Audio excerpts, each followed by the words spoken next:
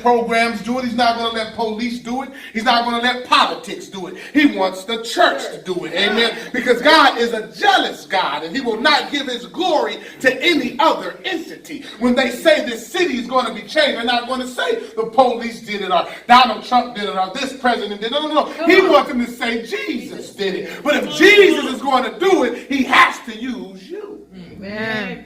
For you are his hands and you are his feet. Are y'all listening to me? And he's giving you his authority, not your own authority. You don't go out in your own name. You don't go out in your own power, but you go out under the authority of God. Amen. And you tell devils where they're supposed to be. You tell demons where they're supposed to be. You put people in their place. Good God Almighty. No, the school system doesn't supposed to be like this. No, my neighborhood doesn't supposed to be like this. No, my young children are not supposed to be dying. No, my sisters are not supposed to be on the prostitute corner. So in the name of Jesus, we're going to take it back. Yes! Hallelujah.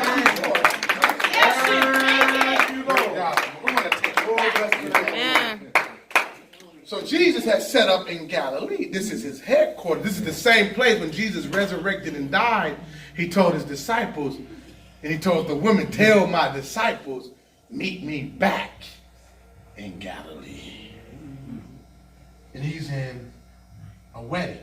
And the Bible lets us know that Mary, the mother, is there. One reason the Bible lets you know that Mary, the mother of Jesus, is there, this lets us know that either the bride or the groom are relatives. Are y'all listening to me? The Jewish weddings are not like our weddings. You know, our weddings is we see a girl that we like.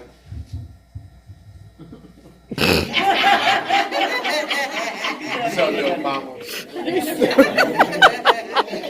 You know what I'm talking about?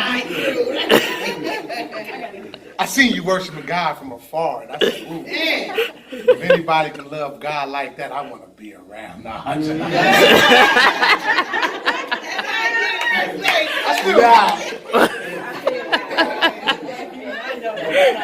Oh my God. Me and my kids was watching our 10-year wedding anniversary, amen. I said, man, this was good, if I must say.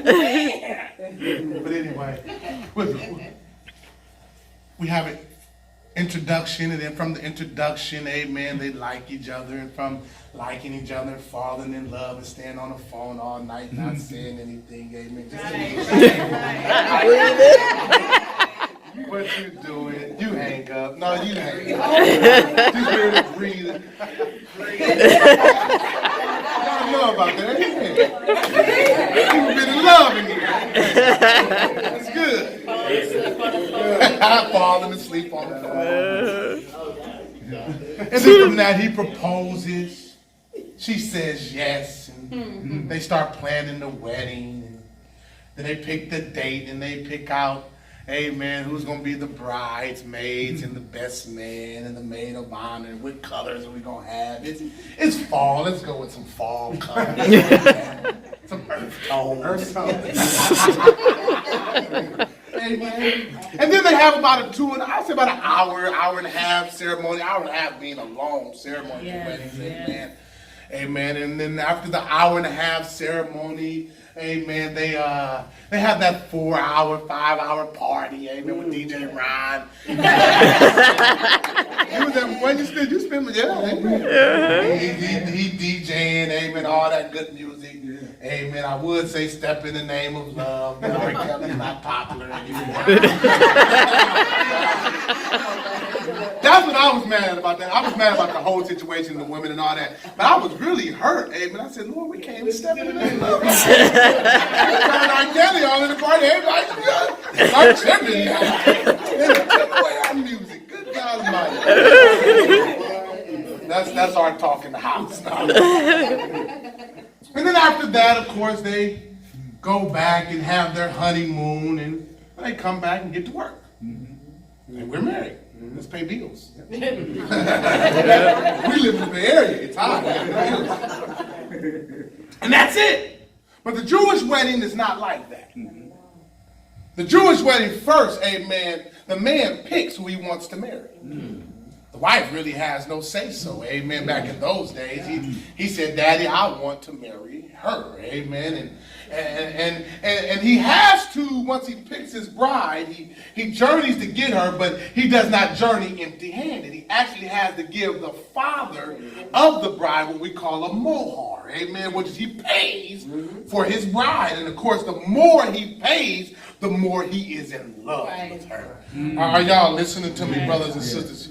Amen. The greater amount he pays, amen, that's how you know he loves this woman, amen. That's why the Bible lets us know that Jacob worked 7 years and then another 7 years, amen, to get his wife, amen, Rachel. You've been studying that, amen. Amen. And that's a lot of payment to work with somebody for 7 years, 14 years. Amen. Amen. And so after he pays that, amen, they go through the legal part of it and they sign whatever the agreements they got to sign. And then he leaves his bride at her father's house and he goes back to his father's house and he prepares a place for his bride. He does not bring his bride into a place that is not prepared. Are y'all listening to me? So he goes back to his father's home and he prepares the rooms and prepares all that, knowing one day I'm going to have my bride in this place. Amen. And this process takes about 12 months. Amen. And after 12 months, he goes back to her father's house. We don't know the day nor the time, amen, but we just know in this span, amen, he's going to come back when she has to be ready, amen. When she hears his call, he may come back in the morning, he may come back in the noon, he may come back at night, but anytime he comes back, she has to be ready. And he comes back and he grabs his bride and he journeys her back to his father's house. It's not like us that when we get married, we go together, we go buy a house together. No. They go back and live in the father's house. And it's there for a whole year that they don't have to work or do anything. Amen. Because they want to make sure they are learning how to live with each other through all the seasons of life. Amen. If you're going to be married for a length of time, you have to learn how to live with each other through all seasons. This is not the good seasons. This is not the prosperous seasons. But you got to be together through the down seasons. You got to be together. Are y'all listening to me? And so he journeys back and he grabs his bride. And after they do that, the groom throws what we call the 7-day celebration. Are y'all with me, brothers and sisters? For 7 days, they party. I said, Lord, your people knew how to party. We do for 4 hours. They party for 7 days long. Amen. Wake up partying, go to bed partying. And that's where this story is. It's in that setting that we are in the middle of this 7-day celebration. He has picked his bride. He has paid for his bride. He has prepared the place for the bride. He has brought the bride back home to his father's house, and we're partying. Are y'all listening to me? But a problem happened. Good God Almighty. In the midst of the partying, in the midst of the celebration, in the midst of the joy, in the midst of the laughter, in the midst of all this stuff, the Bible lets us know that the wine has ran out. That is a problem. With this celebration, you start laughing. Yeah, that's a problem when you have no more wine at the party. I thought this was, what we gonna do then? We just gonna stare at each other? The laughter leaves when the wine has left. The joy left when the wine has left. The wine has left. And what makes it such a problem is that if they don't complete this 7-day celebration, this marriage is not complete. No, this is a ritual. This is tradition. They have to party for 7 days. You cannot cut it off in 3 days or 4 days or 5. No, it has to be 7 days. 7 is the number of completion. If we can't get people to the 7th day, baby, we are not married. And I did all this for nothing. Good God Almighty. That is a problem when the wine runs out. I thought to myself, if you've ever planned a wedding, that's something I will never do again. Me and Janelle got married in her mother's house. It was easy. Our first wedding We got Costco, not Albertson's chicken. Amen. Came from Costco. It was ours chicken. Got married right in the living room. Reverend Harris and so forth. And then when we celebrated our 10 years, I tried to throw this big extravagant wedding. And I will never do that again. I mean, the wedding planners were arguing. We not arguing, they arguing with each other. Over what we gonna eat? Chicken steak. You know, I said, just get both of them. You know, let's be chilling. Why y'all tripping? But I'll never do that again. Amen. But I thought we had planning. Yeah. We planned how many guests were going to be there. We put names on the guest list. We knew who was going to be the brides and the groomsmen, who's going to do all. We knew. And so I thought whoever planned this wedding, they knew how many guests was going to be there. They knew how many bottles of wine to get. Wow. Are y'all listening to me, brothers and sisters?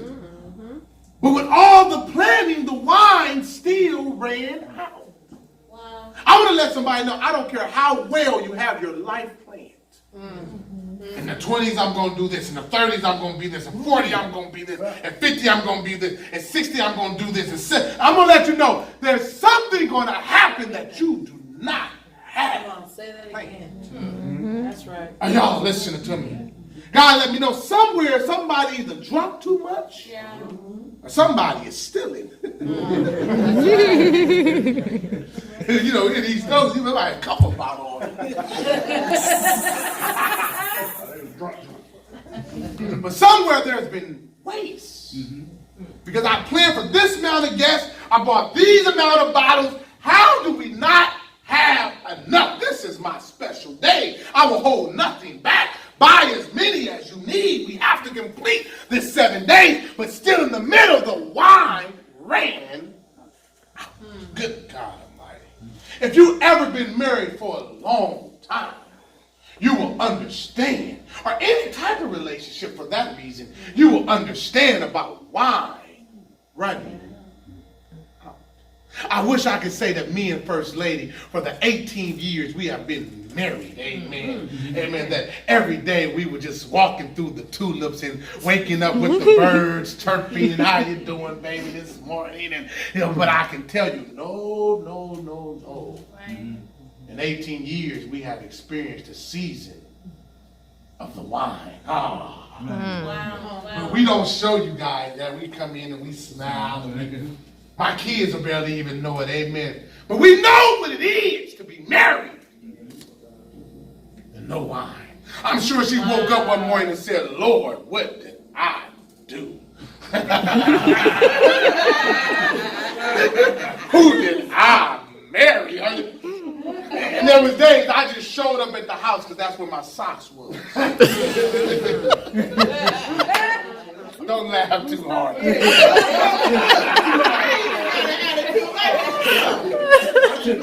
But can we be real though? I'm just being open and transparent. We don't want to make people think, amen, that we had it all together and no. We just stayed married because we had to stay married. We had kids. But I will tell you, if you hold on, the wine will start flowing back. Hallelujah. Love will come back in the building again. But you have to be committed in season and out of season. For good, for worse. For richer, for poorer. To death do us part. That is a commitment. Yes. Thank you, Lord. It's not a feeling. Nobody cares how you feel. Nobody cares if you're happy or not. You sign, it's a commitment. Whether you're happy or unhappy, it's a commitment. Thank you, Lord. You have to be a person of your word. I'm in this. Good God Almighty. You have to do that with God. I'm in this. When I feel your presence and when I don't. When I'm going through a beautiful season of my life, or when it seems like all hell is breaking loose in my life, I'm in this. I ain't going nowhere. Thank you. He is that with you. Amen. You ain't always acted saved and beautiful. He's God.